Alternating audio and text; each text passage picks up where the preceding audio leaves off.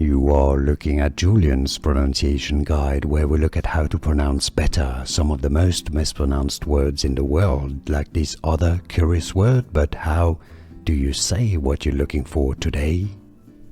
We are looking at how to pronounce these names, as well as how to say more interesting vocabulary, names, medical terms in English that many get wrong, so make sure to stay tuned to the channel. So how do you say it? Two different ways of pronouncing it.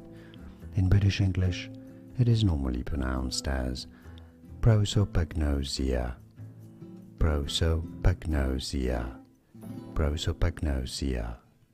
Now in American English, it is said as prosopagnosia, prosopagnosia in American English, or prosopagnosia.